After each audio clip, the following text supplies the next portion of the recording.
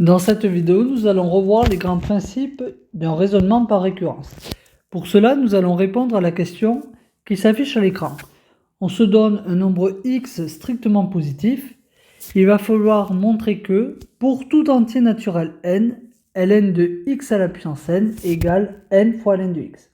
Et pour cela, nous allons rédiger un raisonnement par récurrence. La première étape est l'initialisation.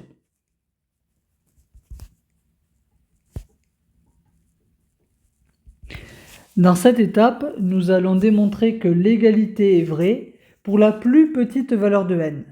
Ici, comme n est un entier naturel, la plus petite valeur de n est n égale 0. On va donc démontrer que l'égalité est vraie pour n égale 0. Donc si je remplace n par 0 dans le membre de gauche, cela me donne ln de x à la puissance 0, ce qui me donne ln de 1, ou encore 0. Si je remplace n par 0 dans le membre de droite, cela me donne 0 fois ln de x, ce qui me donne bien 0. Les deux membres sont donc tous les deux égaux à 0.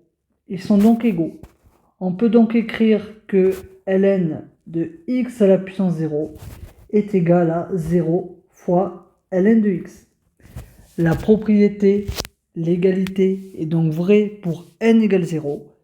On vient de finir l'initialisation. Passons maintenant à la deuxième étape de la démonstration. Cette deuxième étape s'appelle l'hérédité. Dans cette étape, on suppose que l'égalité est vraie pour un certain entier k. Il va s'agir de démontrer que l'égalité reste également vraie au rang suivant, c'est-à-dire au rang k plus 1. On suppose donc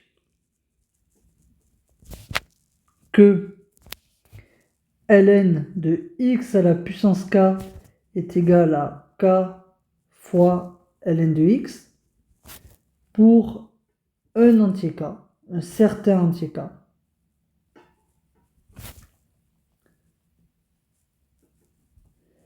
Et il va s'agir de démontrer que la propriété, l'égalité est vraie au rang suivant. On doit démontrer que la propriété est donc vraie au rang k plus 1. C'est-à-dire que ln de x à la puissance k plus 1 est égal à k plus 1 fois ln de x. Donc ici, vous remarquez que l'on a fait une hypothèse. On suppose que ln de x à la puissance k égale k fois ln de x. Cette hypothèse est notre hypothèse de travail. On l'appelle également l'hypothèse de récurrence. On va forcément l'utiliser dans la partie hérédité. On veut démontrer que ln de x à la puissance k plus 1 est égal à k plus 1 fois ln de x. On veut donc démontrer cette égalité. Alors pour démontrer cette égalité, nous allons partir du membre de gauche, effectuer des petits calculs et nous ramener au membre de droite. Donc, c'est parti. Alors, on part du membre de gauche, donc ln de x à la puissance k plus 1. Et ensuite, on va réaliser quelques lignes d'opération pour arriver au membre de droite, c'est-à-dire à k plus 1 fois ln de x. Alors, je vous rappelle qu'on va forcément utiliser l'hypothèse de récurrence. Dans l'hypothèse de récurrence apparaît le terme ln de x à la puissance k. Je vais donc essayer de faire apparaître ce terme de ln de x à la puissance k. Pour cela, je vais dans un premier temps écrire x à la puissance k plus 1 comme xk fois x. Cela me donne donc que ln de x à la puissance k plus 1 est égal à ln de x à la puissance k fois x. Donc vous remarquez ici qu'on a fait apparaître le logarithme dépérien d'un produit. Et je vous rappelle que l'on dispose d'une règle très pratique pour simplifier cette expression. En effet, lorsque je me donne deux nombres strictement positifs a et b, ln du produit a fois b est égal à ln de a plus ln de b. En appliquant cette propriété, je peux donc écrire que ln de xk fois x est égal à ln de x à la puissance k plus ln de x. Vous remarquez que de cette manière, j'ai bien fait apparaître ici ln de x à la puissance k. Je vais donc pouvoir utiliser mon hypothèse de récurrence et remplacer ln de x à la puissance k par k fois ln de x. Il s'agit de notre hypothèse.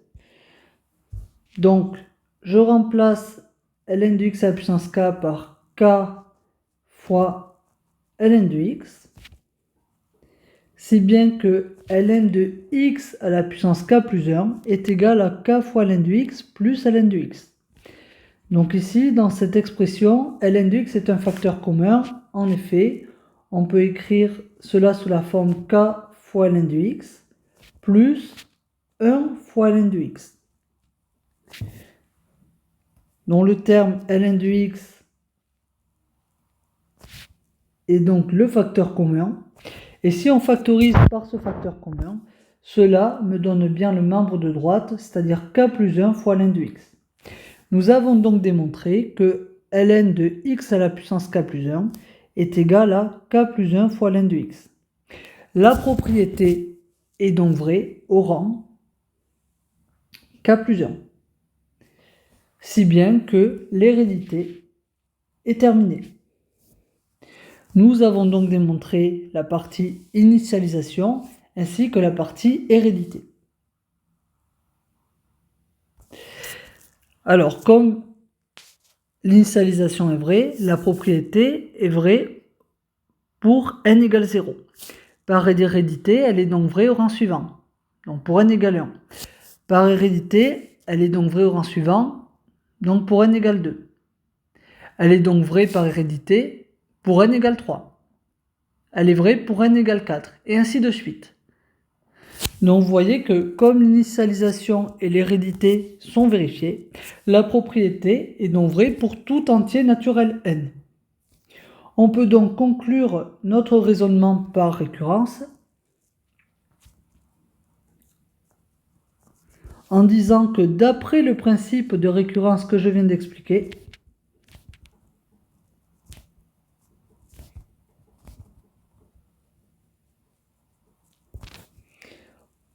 on a que la propriété est vraie pour tout entier naturel n.